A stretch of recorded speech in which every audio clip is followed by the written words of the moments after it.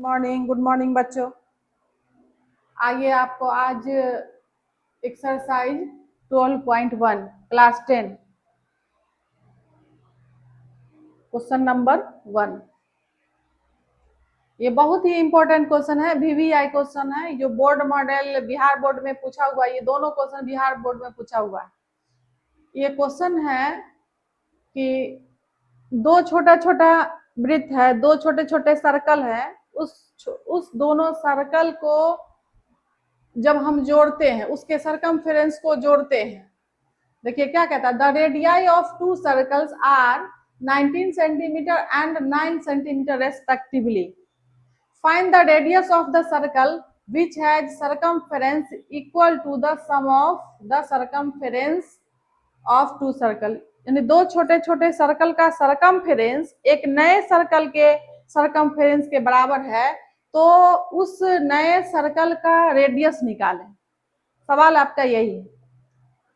अगर आप इसको हिंदी में समझेंगे तो दो छोटे वृत्त जिसकी त्रिज्या दी हुई है, उस दोनों छोटे वृत्त के परिधि को जोड़ते हैं तो एक नए वृत्त के परिधि के बराबर हो जाता है। तो जो नया नया वृत्त है ना, उसकी परिधि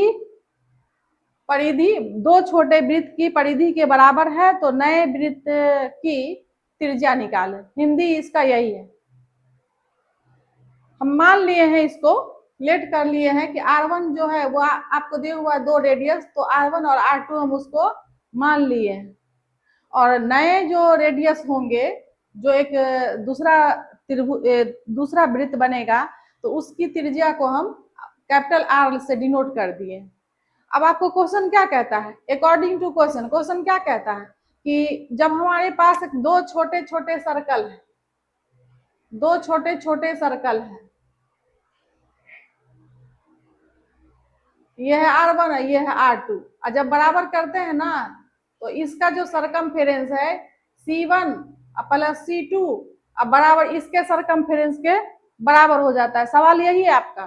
तो वही चीज हम यहाँ लिख दिए हैं कि 2 पाई r जो बड़े वृत्त का जो सरकमफेरेंस है, परिधि है, वो दो छोटे वृत्त की परिधि के बराबर है। अब इसमें है बहुत छोटा सवाल, इसका जवाब बहुत कम लाइन में हो जाएगा, लेकिन बच्चे अगर अच्छे से समझ जाते हैं तो आसानी से बन जाएगा। होता क्या है, कभी कभी बच्चे क्या करते हैं, छोटे वृत्त की परिधि निकालते हैं, फिर बड़े वृत्त की परिधि निकालते हैं, फिर दोनों को जोड़ते हैं, और उसके बाद फिर बड़े वृत्त की परिधि जब निकालते हैं तब उसमें से जो त्रिज्या होती है उसको कैलकुलेट करते हैं। उससे उसका सवाल तो बन जाएगा, लेकिन उसका प्रोसेस बहुत लेंदी हो जाएगा। तो हमको वैसा नहीं करना है, को बहुत ही आसान तरीके से इसमें बताया जा रहा। आप ये देखिए, जो बोर्ड में 5 नंबर में ये क्वेश्चन पूछता है, बच्चे क्या करते हैं, वही लेंदी प्रोसेस के कारण उनका टाइम भी बर्बाद हो जाता है और वो उसका सवाल का आंसर सही नहीं हो पाता, लास्ट में वो कहीं ना कहीं फंस जाते हैं। तो देखिए, करना कुछ नहीं, बस उसकी बड़े वृत्त की परिधि और दोनों छोटे वृत्त की परिधि को जोड़ देना है। उसके बाद इसमें देखिए, इसके 2 पाई यहाँ 2 पाई, दोनों को हमने पहले रेडियस का वैल्यू बैठा दिए हैं, फिर 2 पाई इसका कॉमन ले लिए हैं। जब ये 2 पाई दोनों तरफ से कैंसिल हो गया है, यहाँ बच गया r, और यहाँ देखिए 19 और यहाँ 9, दोनों को ऐड किए 28 सेंटीमीटर। यही आपका हो गया रेडियस।